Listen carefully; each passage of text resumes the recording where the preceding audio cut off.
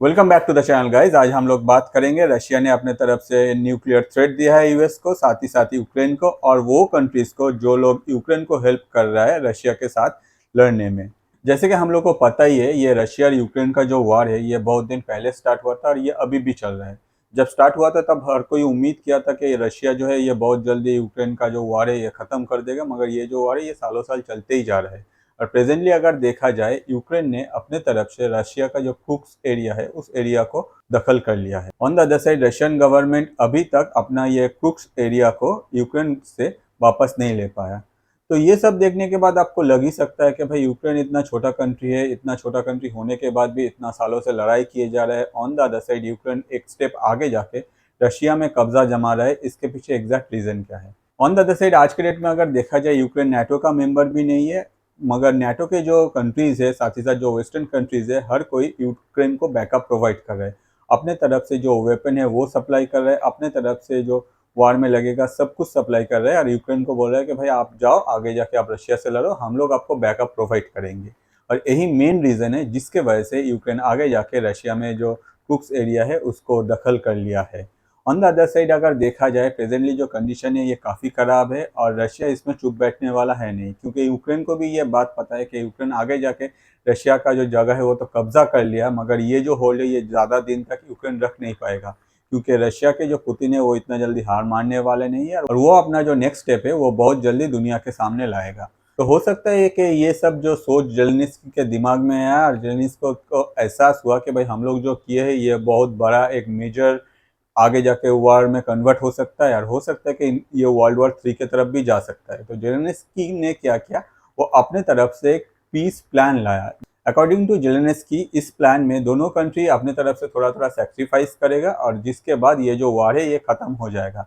मगर ये बात जो है ये सिर्फ जेलेनिस्की तक ही सीमित है, क्योंकि जेलेनिस्की का कहना है ये एग्जैक्ट जो प्लान है ये अभी वो किसी के साथ डिस्क्लोज नहीं किया है। आगे जाके वो यूएस के प्रेसिडेंट जो बिडेन के साथ और दो अलग कंट्रीज के जो रिप्रेजेंटेटिव है उन लोगों के साथ ये प्लान को लेकर डिस्कस करेगा।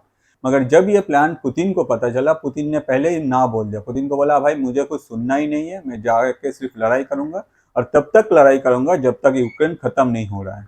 कुछ दिन पहले रशिया के फॉरेन मिनिस्टर अपना एक इंटरव्यू में एक हिंट दिया जिसमें वो उन्होंने कहा कि ये जो वार है ये आगे जाके हो सकता है कि वर्ल्ड वॉर 3 की तरफ जा रहा है।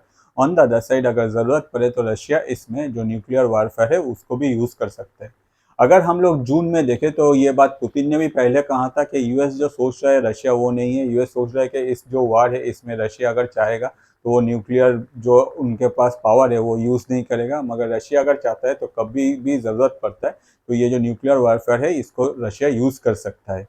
प्रेजेंटली पुतिन के जो स्पोक्स पर्सन है उन्होंने भी ये सेम बात कहा है। तो अगर देखा जाए रशिया की तरफ से ये क्लियर मैसेज है कि ये जो वार है ये हम लोग इतना जल्दी खत्म होने वाले नहीं है। ऑन द अदर साइड हम लोग इसको जीत के ही रहेंगे। जब तक हम लोग नहीं जीतते तब तक हम लोग इस वार में कम्प्लीटली हम लोग का जितना भी पावर है वो इन्वॉल्व करेंगे और हो सकता है ये जो वार है ये आगे जाके वर्ल्ड वॉर 3 की तरफ एस्केलेट हो या फिर न्यूक्लियर पावर भी इसमें यूज हो सकता है। तो अभी अगर इस वार को देखा जाए तो तीन चीज़ हम लोग के पास क्लियर मैसेज आ रहा है जो कि रशिया की तरफ से। पहला जो है कि ये वार जो है ये अभी ख़त्म होने वाला नहीं है। दूसरा जो है कि इस वार में अगर ज़रूरत पड़ता है तो रशिया अपनी तरफ से जो न्यूक्लियर वारफेयर है उसको भी यूज़ कर सकता है। और तीसरा है कि कोई भी कंट्री जो इस वार में इन्वॉल्व हो या फिर जो इस वार में यूक्रेन को हेल्प कर रहा है, आगे जाके रशिया उस कंट्री पे भी अटैक कर सकता है। और हो सकता है कि ये अटैक जब होगा तब ये जो वार है ये और भी एक्सपैंड करेगा और आगे जाके ये वर्ल्ड वॉर 3 की तरफ भी जा सकता है, जिसके लिए रशिया कम्प्लीटली रेडी है। ऑन द अदर साइड अगर देखा जाए, यूक्रेन थोड़ा सा बैकफुट में जाके अभी पीस का बात कर रहा है जेलेनिस्की। मुझे नहीं लगता है कि ये जो पीस है इसमें रशिया कोई भी कुछ भी इंटरेस्ट शो करेगा, ऐसे भी अभी नहीं शो किया है। आज के डेट में रशिया को क्लीन एंड क्लियर व्यू है, भाई जब तक हम लोग यूक्रेन को ख़त्म नहीं कर देते तब तक हम लोग इस वार को आगे कंटिन्यू करेंगे। तो अगर देखा जाए जो वर्ल्ड पीस है उसके लिए ये बहुत ही एक बैड न्यूज़ है। ऑन द अदर साइड, जितना भी वेस्टर्न कंट्रीज जो यूक्रेन को बैकअप प्रोवाइड कर रहे थे उन लोगों के लिए भी ये बैड न्यूज़ है, क्योंकि आगे जाके अगर कोई भी वेस्टर्न कंट्रीज यूक्रेन को इस तरह से बैकअप करेगा और यूक्रेन जाके क्रुक्स में जिस तरह से कब्जा किया है वहां से रशियन सोल्जर को मारेगा, तो रशिया ये बैठ के देखने वाला नहीं है। रशिया हो सकता है अपने तरफ से नेक्स्ट स्टेप ले।